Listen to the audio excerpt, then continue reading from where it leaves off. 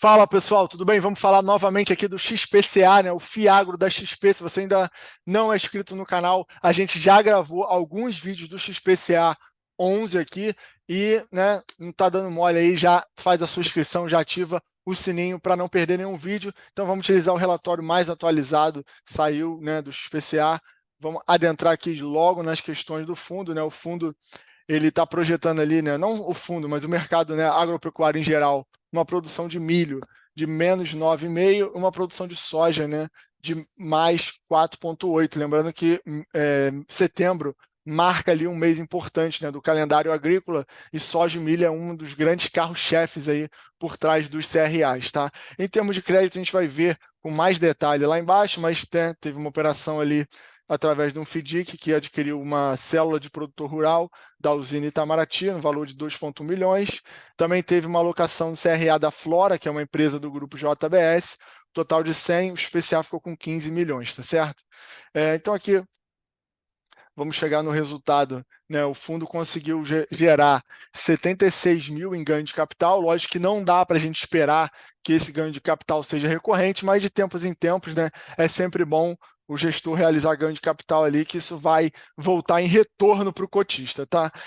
O fundo teve um resultado caixa ali de 0,1302 por cota e contábil de 0,10,48. Lembrando que esse é um fundo de base 10, então com apenas ali entre 9 e 10 reais você já consegue fazer o seu investimento se você achar conveniente, se achar que faz sentido no seu portfólio, tá certo? Então tá aí o resultado, foi um pouco menor do que ele vinha pagando nos últimos 12 meses, né?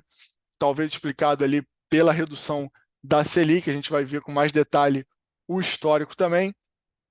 E aqui rapidamente vamos para algumas informações gerais, tá? O fundo está com quase 80 mil cotistas, né? 79.536, tem uma taxa de administração de 1%, taxa de performance de 10% sobre o QCD ao CDI no período, tá? Lembrando que ele é gerido e administrado pelo BTG, a cota patrimonial está 9,49, a gente já vai ver se isso está com ágio ou se está com desconto, e o patrimônio líquido ali do fundo um pouco mais de 431 milhões de reais, tá? Então tá aqui o histórico para vocês, né, de distribuição. No mês de setembro ele distribuiu ali 0,11 centavos por cota, né, o que dá um dividend yield analisado ali de 1,11% ao mês, também não é nada mal. Foi o mesmo valor que ele tinha distribuído aqui em maio, em junho, né, em agosto é que ele distribuiu um pouquinho mais, de 0,14, mas o fundo tem, né, oscilado ali, uma oscilação pequena, né, normal também, tudo dentro do padrão, nada muito fora do normal, tá certo? Em relação aqui agora à cota patrimonial e valor de mercado, na data desse relatório, estava negociando com um ágio ali de aproximadamente 4,53%, né, 43 centavos ali em relação à cota, né, cota de mercado 9,92, cota de patrimonial 9,48. Só que no data de hoje, quando eu estou gravando esse vídeo, esse valor aqui já diminuiu e agora está sendo negociado mais ou menos ali ao par, um leve desconto, tá? Lembrando que, claro, que a variação da cota de mercado ela oscila diariamente, tá? Mas na data desse relatório estava com ágio, como a maioria dos fiagros estão negociando com ágio, tá? Aqui o gestor vai comentar um pouco, né, do mercado de soja, como a gente já falou, né, perspectivas positivas ali de soja, tanto para a área, produção. O preço tem, né, diminuiu aqui desde o pico, mas ainda é um preço, né, que não afeta, né, a rentabilidade ali tão gravemente assim dos produtores. Milho, né, estão prevendo ali uma diminuição da produção, uma queda de 9,5%. Aí o milho, sim, já deu uma queda bastante substancial no preço. A gente observa aqui já uma certa estabilidade, talvez um crescimento, tá? Em relação ao boi também, se aproximando ali num ponto de virada, né? Depois de cair bastante. Açúcar e etanol, um ciclo positivo, né? Um avanço ali de 14,24% em relação ao ano anterior, né? Na verdade, açúcar, porque geralmente a usina é a usina de açúcar e etanol, né? Mas aqui no caso é a commodity açúcar, tá? Deu 159, né? Preço ali também, o preço do açúcar é um dos poucos preços que estão subindo na comparação 2022-2023, também é positivo, porque vários desses CRAs tem como base, né, como atividade real da economia, usina de açúcar e álcool, tá? Etanol de milho também com aumento, né, de produção, principalmente 44,2%, e o etanol geral com aumento ali, né, de cana-de-açúcar de 8,83%.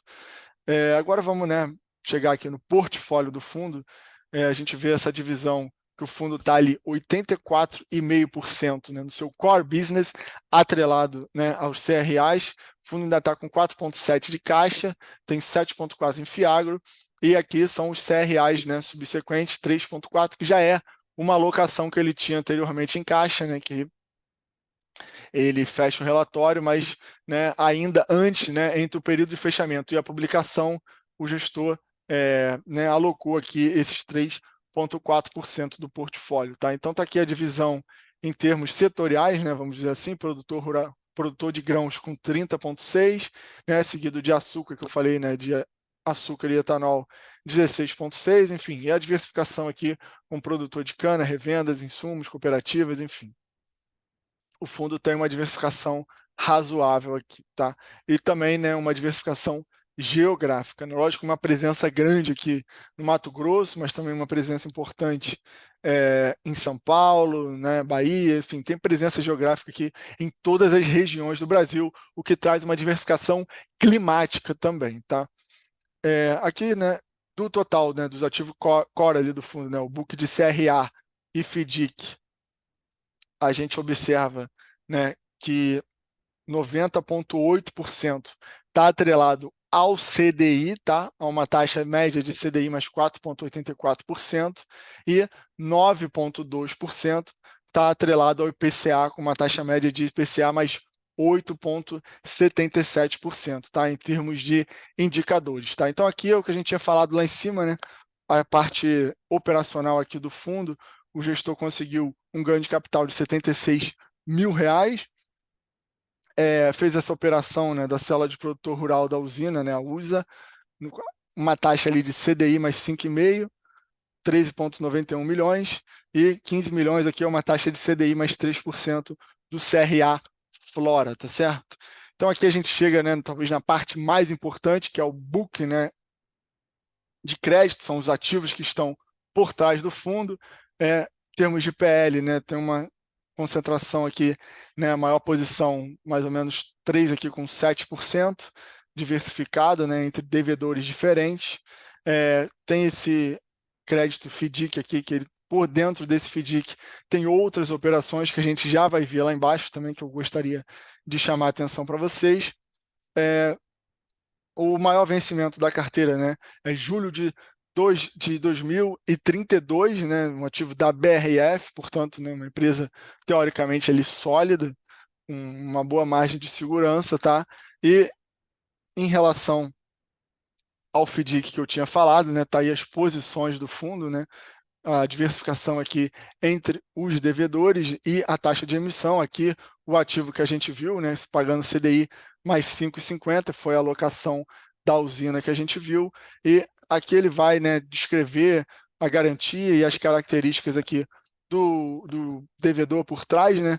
Eu gostaria de chamar a atenção aqui de um ativo especificamente que está passando por uma situação mais desafiadora, que é a usina Ester, né, da usina sucroalcooleira, que, né, entrou ali com pedido, né, de recuperação judicial, né, porém eles anunciaram um acordo aqui, no qual ficou acordada a equalização de juros, repactuação de dívida com redução da exposição e duration da operação, porém sem a concessão de qualquer tipo de desconto. Então, teoricamente, né, o fundo vai receber o que ele acordou previamente.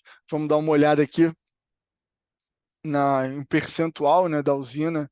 É um percentual relativamente pequeno, né, correspondente ali a apenas 0,7% do PL, mas que está passando por um momento estressado. É bom ficar de olho, é bom sempre monitorar, né, embora seja um percentual ali ainda menor que 1%, tá, pessoal? Então, por hoje era isso.